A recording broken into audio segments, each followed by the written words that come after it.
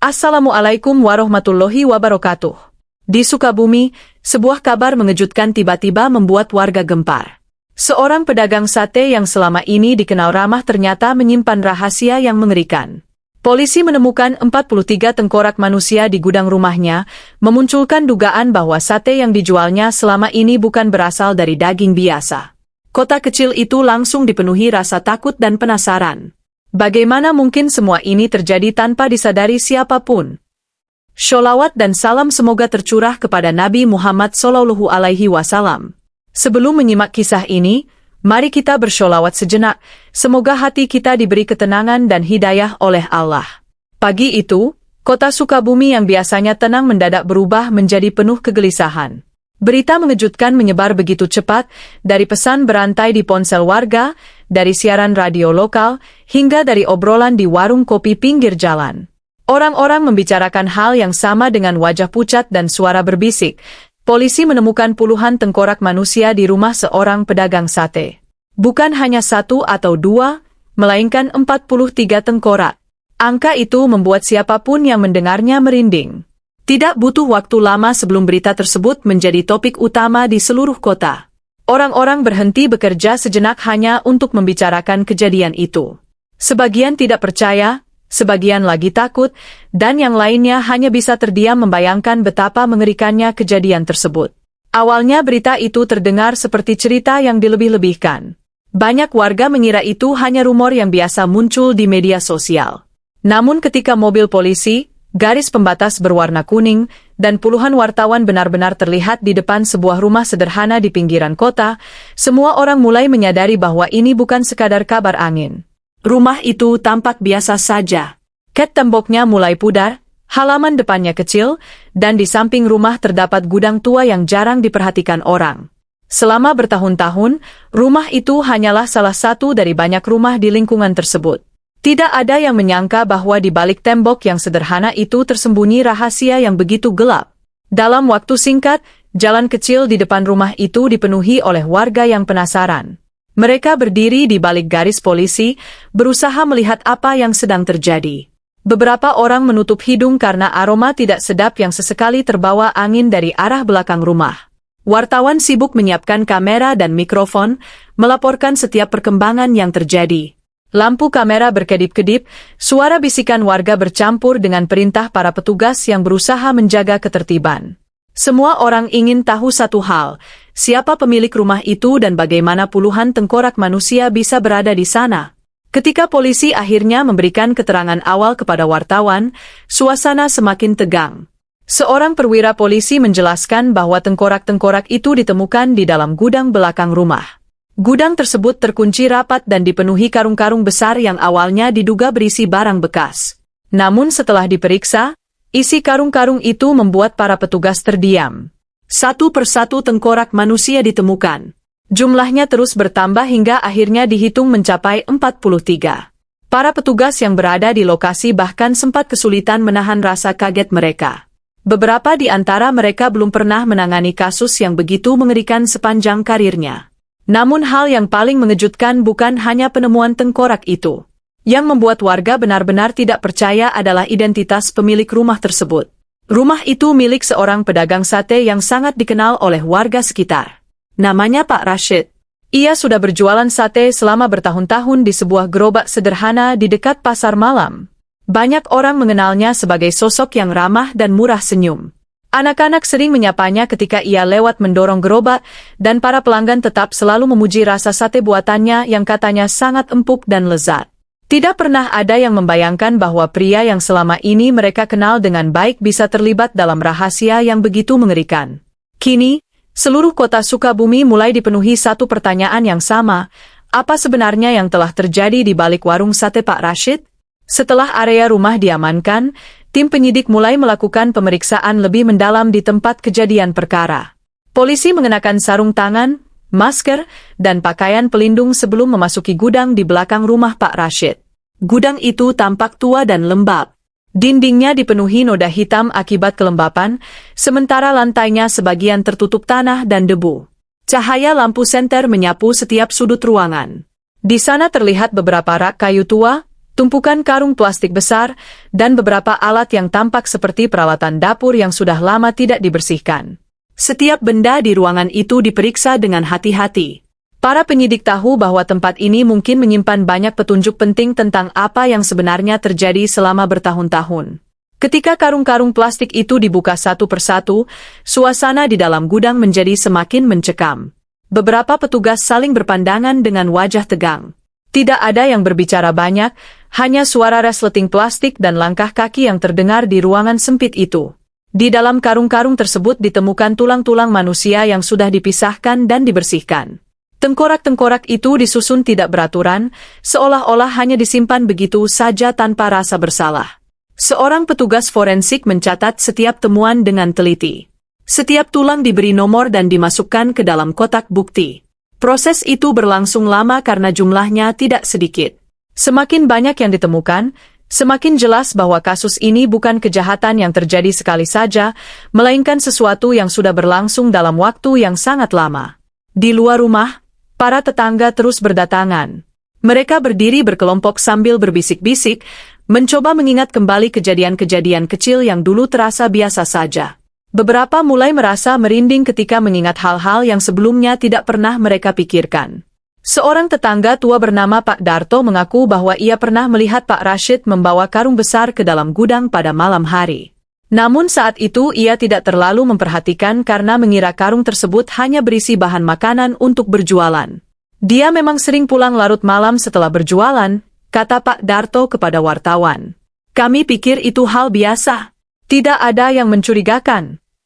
Tetangga lain, seorang ibu bernama Bu Lilis, juga memberikan kesaksian yang membuat banyak orang berpikir ulang. Ia mengatakan bahwa warung sate Pak Rashid selalu ramai pembeli setiap malam. Bahkan terkadang antreannya sangat panjang. Banyak orang dari berbagai daerah datang karena mendengar bahwa sate Pak Rashid memiliki rasa yang berbeda dari sate lainnya. Dagingnya terkenal sangat empuk, bumbunya meresap sempurna, dan aromanya selalu membuat orang lapar. Bu Lilis mengaku bahwa keluarganya juga sering membeli sate di sana. Kami tidak pernah curiga, katanya dengan suara pelan. Dia selalu terlihat seperti orang baik, selalu menyapa, selalu tersenyum. Kesaksian-kesaksian itu mulai membuat para penyidik melihat gambaran yang lebih luas.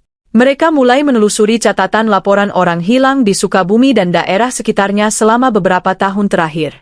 Berkas-berkas lama kembali dibuka, nama-nama yang pernah dilaporkan hilang mulai diperiksa satu persatu. Ada pekerja yang tidak pernah pulang, ada pendatang yang tiba-tiba menghilang, bahkan ada beberapa orang yang terakhir kali terlihat di sekitar pasar malam tempat Pak Rashid berjualan. Setiap informasi itu dicatat dengan hati-hati. Perlahan-lahan muncul dugaan yang membuat semua orang semakin gelisah. Kemungkinan besar sebagian dari mereka yang hilang itu berhubungan dengan temuan mengerikan di rumah pedagang sate tersebut. Polisi kini sadar bahwa mereka mungkin sedang menghadapi salah satu kasus paling gelap yang pernah terjadi di kota Sukabumi. Hari-hari berikutnya, suasana kota Sukabumi terasa berbeda. Orang-orang masih beraktivitas seperti biasa, tetapi setiap percakapan hampir selalu kembali pada satu topik yang sama, kasus pedagang sate yang menggemparkan itu. Di kantor kepolisian, para penyidik bekerja tanpa banyak istirahat. Mereka membuka kembali arsip-arsip lama tentang orang hilang, memeriksa laporan warga yang selama ini mungkin dianggap sepele, dan mencoba mencocokkan semua informasi dengan temuan dari gudang rumah Pak Rashid. Nama demi nama mulai muncul dalam daftar penyelidikan.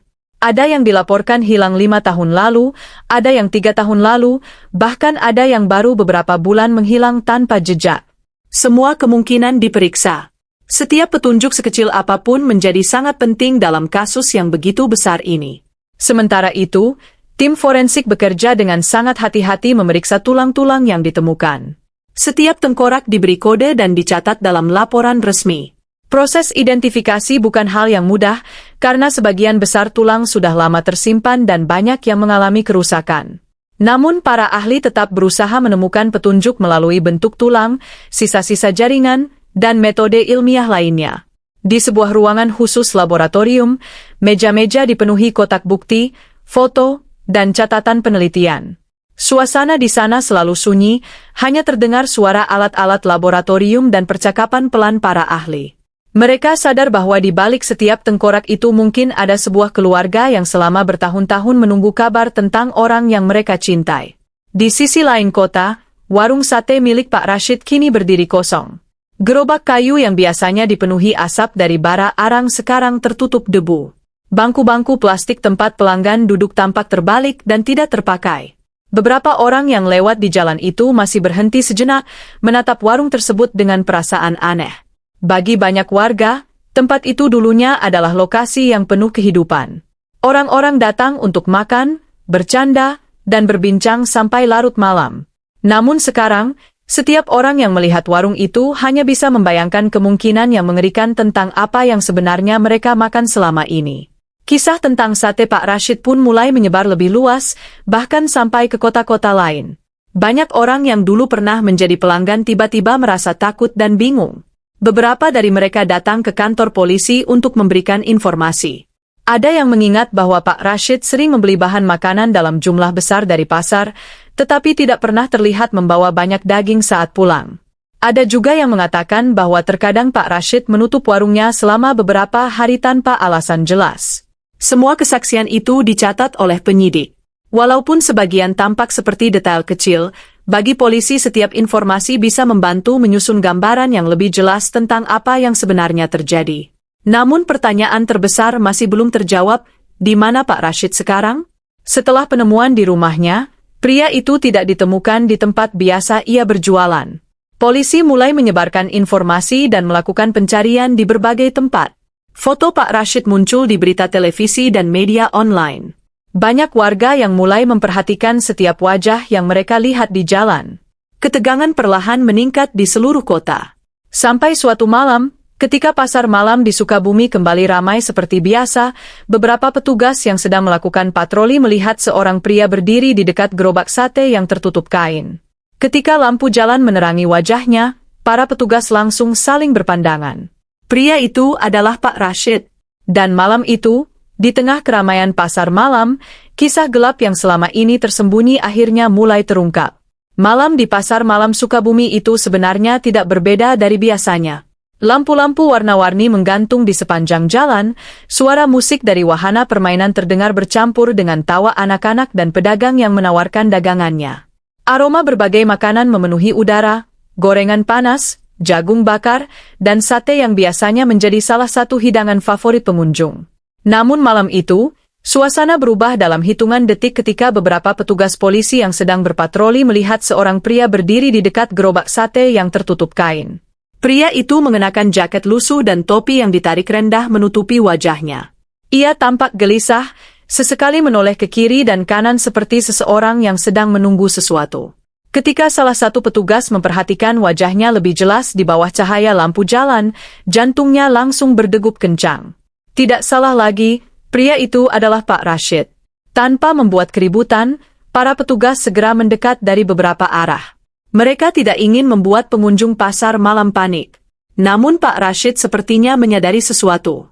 Ia tiba-tiba berbalik dan mencoba berjalan cepat meninggalkan gerobaknya. Seorang petugas langsung memanggil namanya dengan tegas. Seketika langkah Pak Rashid terhenti. Beberapa orang di sekitar mulai memperhatikan kejadian itu, meskipun mereka belum sepenuhnya mengerti apa yang sedang terjadi. Ketika polisi akhirnya memegang bahu Pak Rashid dan memintanya untuk ikut ke kantor polisi, suasana pasar malam berubah tegang. Beberapa orang mulai berbisik, dan dalam waktu singkat kabar itu menyebar, pedagang sate yang selama ini menjadi pembicaraan seluruh kota akhirnya tertangkap. Pak Rashid tidak melakukan perlawanan saat diborgol. Ia hanya menundukkan kepala dan berjalan pelan mengikuti para petugas menuju mobil polisi. Wajahnya tampak lelah, tetapi anehnya ia juga terlihat sangat tenang, seolah-olah ia sudah menunggu saat ini datang. Beberapa wartawan yang kebetulan berada di pasar malam langsung mengarahkan kamera mereka ke arah penangkapan itu. Kilatan lampu kamera menyinari wajah Pak Rashid yang pucat. Di tengah kerumunan warga yang semakin banyak, mobil polisi akhirnya membawa pria itu pergi. Malam yang sebelumnya dipenuhi suara tawa kini berubah menjadi penuh bisikan dan rasa takut.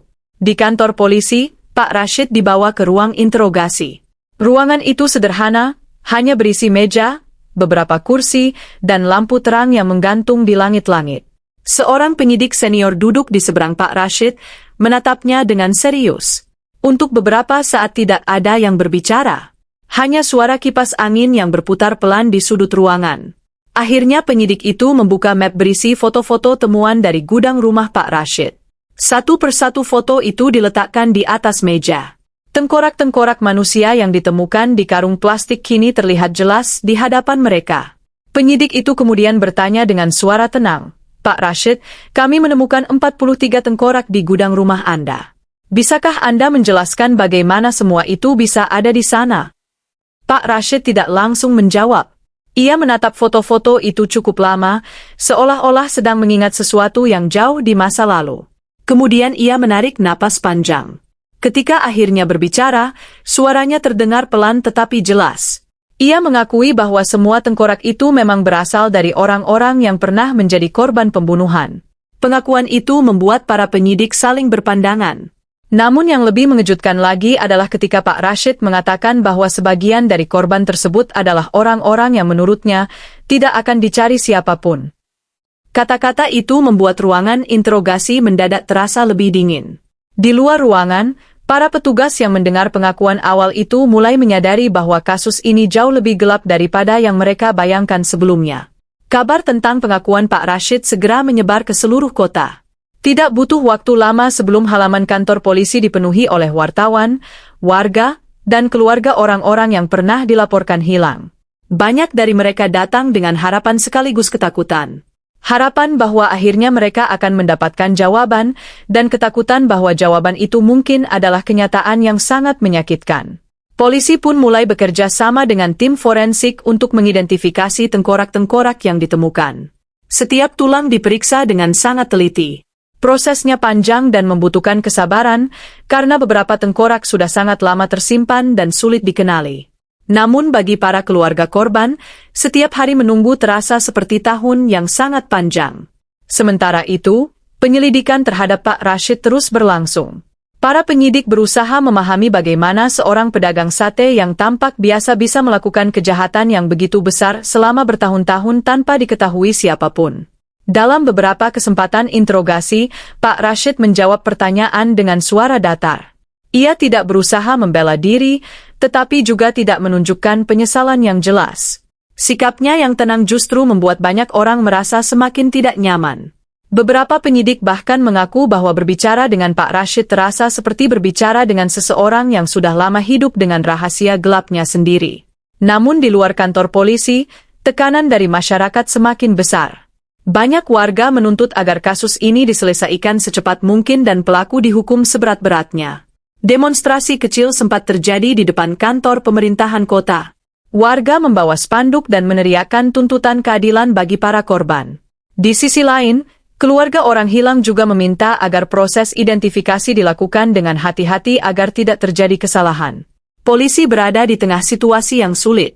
Mereka harus menenangkan masyarakat sekaligus memastikan bahwa setiap langkah penyelidikan dilakukan dengan benar dan sesuai hukum.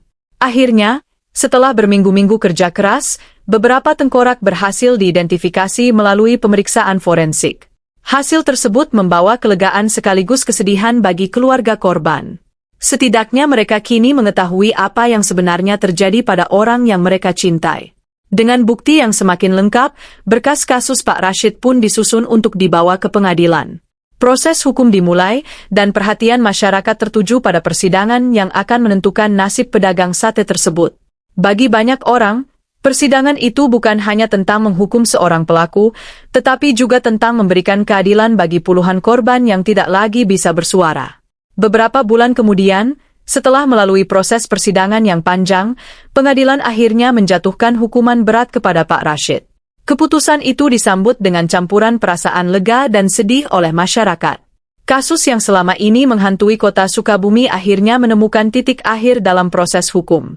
Namun bekasnya tidak akan mudah hilang. Warung sate yang dulu selalu ramai kini tetap berdiri kosong, gerobaknya berkarat, dan tidak ada lagi asap arang yang mengepul di sana. Setiap orang yang melewati tempat itu akan selalu mengingat kisah mengerikan yang pernah terjadi. Sebuah pengingat bahwa kadang-kadang, kejahatan paling gelap bisa tersembunyi di balik kehidupan yang tampak paling sederhana. Semoga kisah ini menjadi pengingat bagi kita semua. Mari kita tutup dengan memperbanyak sholawat kepada Nabi Muhammad, semoga Allah mengampuni dosa-dosa kita dan menerima taubat kita. Wassalamualaikum warahmatullahi wabarakatuh.